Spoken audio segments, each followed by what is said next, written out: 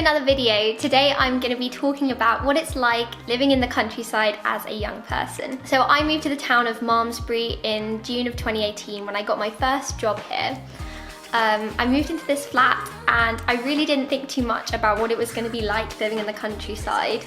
Now 2 years on, there's a lot of things that I have learned about living here, some things which I love and a lot of things which I don't like that much. So I thought in this video I would just share the pros and cons of living in the countryside.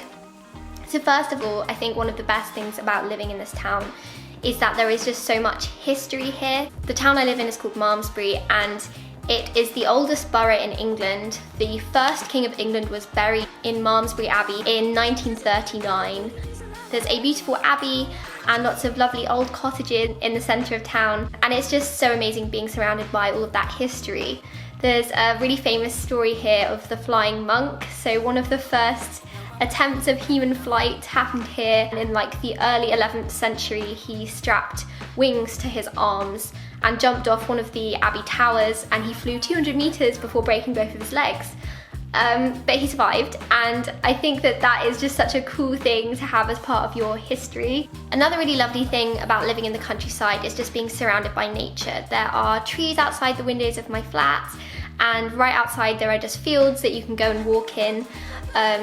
So within 5 minutes you can be in a field just hiking along in nature, and there's really not that many people around, so you can very easily get to a place of solitude and just have a really lovely walk. And that's something I really appreciate about being here. Another great thing about the countryside when it's not COVID is that there are some brilliant pubs here. We have some very nice pubs in this village. There's one called the Smoking Dog that has like an open fire, and all of the locals go there and you end up knowing them at least by sight. And I used to spend many nights there with my friends with a bottle of wine. Before COVID obviously stopped all of our fun. That was a really lovely part of living here. And I guess that brings me on to the fact that there is a really strong community feel here. Like, if we did want to get more involved with the community, there is a lot going on, and I think it's very much centred around the church as far as I can tell. I sang in the Malmesbury Abbey Choir for a little while, and the people I met there were so welcoming and they were absolutely lovely. And I could just tell that if I had stayed, I would have made loads of friends with people living in the village, and I could definitely have got really involved with the community. The only reason I actually left the choir was just I found it really difficult having to always be here on Sundays to sing for the service, and I felt that given that my boyfriend wasn't even living here at the time and neither was my family, I just didn't have enough time to go and see them. So I wasn't able to carry on doing that, but it was a really lovely experience. The final thing I guess that I really enjoy about the countryside is that I can go horse riding really easily. I used to love horse riding as a kid, but I never had much of a chance to do it, and now that I'm here it is like just down the road. I can really easily go. There are obviously a lot of things that I don't like about living in the countryside, things that I miss about the city. I grew up in Bristol and I lived there my entire life until I went to university, where I went and lived in Exeter, which is another city. There's definitely some things I'm used to having just on my doorstep that just aren't here. Like when you're in a city, there's so much culture all around you all the time. Like just to be able to go to the theatre or go to the pub with your friends, and not having that here, or not having it so easily available, can be quite difficult. One of the negatives of living here is definitely you cannot go on a night out, or at least not unless you do some serious planning. Obviously there aren't any clubs here, and generally we tend to go on nights out in Bristol. A taxi to Bristol will probably be nearly £100 each way, so it's completely not feasible. So when I do go on a night out, I do have to stay with friends or with my mum, who still lives in Bristol. But that's not the end of the world, and obviously since COVID we haven't been doing any of that anyway, so I guess it hasn't made that much of a difference. The next thing I would say is that it can be quite isolating living in the countryside. I did have some good friends who lived in this town, but slowly they've all moved away, so now it's just me and my boyfriend living here. I do know some people from town who I know by sight, but I don't really know anyone particularly well. So yeah, we don't really have any friends here, and that can be quite difficult because, especially with COVID, it would be really lovely just to go for a one-on-one walk with someone who lives locally, and obviously that hasn't been possible. So I think that is one of the negatives, is that it is quite difficult to make friends in the countryside as a young person, and also when your friends move away, then making new friends is also really hard. There's obviously less clubs here, like there's not a running club or like theatre groups or anything like that. And you can obviously drive to nearby towns or cities for that, but it does make meeting people a lot more difficult. So I guess that's one of the major negatives, is there's less to do in the evenings and then it's harder to meet people. So like overall your social life is kind of much smaller and it's much harder to kind of get out into the world and meet people. The next thing that I find kind of annoying about living here is the fact that you end up driving so much more than you would expect when you live in the countryside. Like the shops in this town are so expensive. We just have a Waitrose and a Co-op and it's just ridiculous to do a weekly shop there. So then we end up driving to nearby towns to go to like Tesco or Morrison's.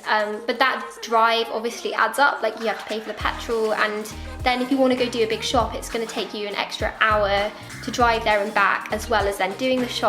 So it kind of means that we end up going to like Waitrose to buy a few things just because we don't want to drive all the way to the next town to get like a loaf of bread.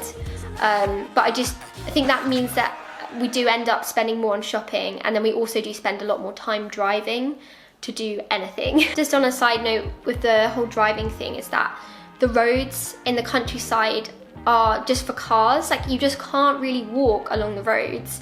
There are pavements on the roads like within the town, but like the road I live on, the walk into the centre of town is along this really narrow pavement, and there's like really fast cars going past, and that's just really not very nice. Like in a city you'd have a lot more space to just walk along the pavement. And then if I want to walk in the other direction down this road, like out of the town, then there's literally no pavement. So I have tried to run down that road before and it was like definitely a bad decision. Once I started running down the road, like wearing a high-vis jacket, but I realised that it was a terrible decision, but I just had to keep going because it was getting dark and I was running along a road with like busy cars. So I definitely think that's a negative of living in the countryside. You think you'll be able to walk everywhere, but that's not always the case, because like obviously there's lots of farmers' fields and they don't necessarily want you walking through their fields, and then there's rivers and you can't walk across them, and there's roads and you can't walk along them because there's no pavement.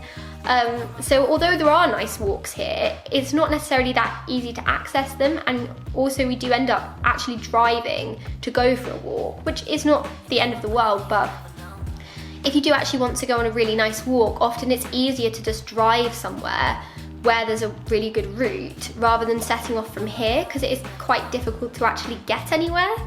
So yeah, that's something I would not have thought. Like when I think about the countryside, I think about like rolling hills and like beautiful walks and everything. But that's not always the case. It really depends which bit of the countryside you're in.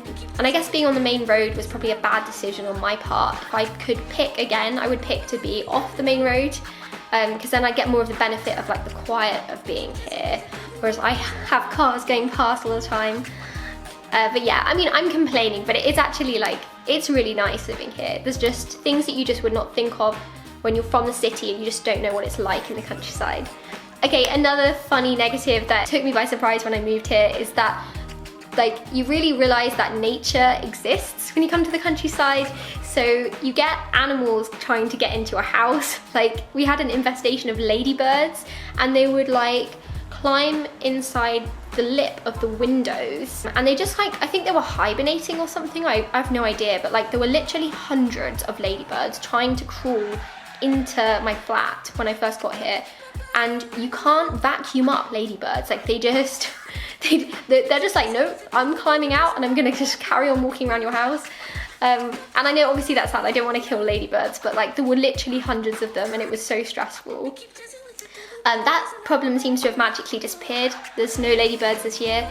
But yeah, like that is just not something I would have thought of. When coming from the city, you see like one ladybird and you're like, oh, it's so cute, it's a ladybird. And then there's like hundreds of them and it's just like, oh my God, what do I do? So the final thing that can be annoying living here is that the housing market is really slow. Obviously the benefit of that is that housing is a lot cheaper here. I definitely couldn't afford to live in such a nice flat if I lived in a city, but we have been trying to sell this flat for the past 7 months and we literally have had no viewings in the past 2 months. Like no one is interested.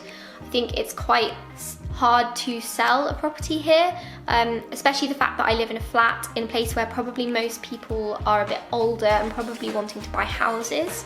So yeah, that's a negative, because we thought we'd just pop it on the market, find a buyer and we just move, but we're still here 7 months later, still waiting, and we still haven't started the process of selling. So that is definitely a negative. If you think you might want to buy somewhere and then eventually move, it might take you a lot longer to move than you would have expected. Like in the city, things just go really fast, but here it takes a long time, because I guess there's just less people here to consider buying your flat. I think that wraps up all of my pros and cons of living in the countryside. I hope you've enjoyed this video, and I guess it's given you some insight into what it's like being a young person in the countryside. I definitely think my experience is very specific to me. Obviously, if I was from the countryside, or if I maybe worked outdoors rather than working actually in a city, then maybe I would find it easier to make friends here. But yeah, this is just my experience anyway. So thank you for watching, and if you like this video, then like, comment and subscribe. See you all next time, bye! It's starting to rain.